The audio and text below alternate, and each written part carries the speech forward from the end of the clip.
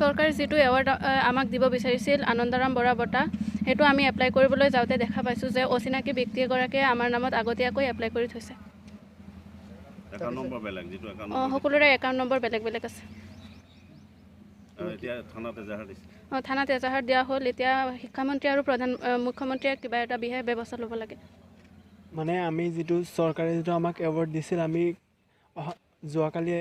যোৱাকালি আমি গৈছিলোঁ এপ্লাই কৰাৰ কাৰণে। পিছত আমি চাইছোঁ কোনোবা এজন মানে বেলেগ একাউণ্ট দি আমাৰ সকলোৰে বেলেগ বেলেগ একাউণ্ট দি ব্ৰাঞ্চটো আছিল বেৰচামাৰি কৰি থৈ দিছে, একাউণ্টত এপ্লাই কৰি থৈ দিছে আগৰে পৰা। আমি ইমান কষ্ট কৰি পাৰ্চেণ্টেজ বনাই পঢ়িছোঁ, চৰকাৰে লেপটপ নিদিয়াৰ সলনি 16,000 টকা দিলেহেঁতেন। এইটো আমি যিখিনি পালোঁহেঁতেন এইখিনি বেলেগ কোনোবা এজনে এপ্লাই কৰি থৈ দিছে।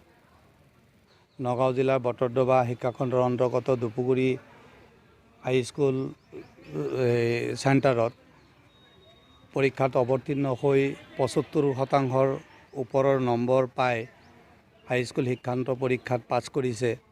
ইতিমধ্যে তেওঁলোকে চৰকাৰে ঘোষণা কৰা আনন্দৰাম বৰুৱা বঁটা পাবলৈ অনলাইন যোগে আবেদন কৰিব গৈ দেখে যে তেওঁলোকৰ নামত কোনো দুষ্ট চক্ৰই ভুৱা একাউণ্ট ব্যৱহাৰ কৰি তেওঁলোকৰ নামত আবেদন সম্পূৰ্ণ কৰিছে।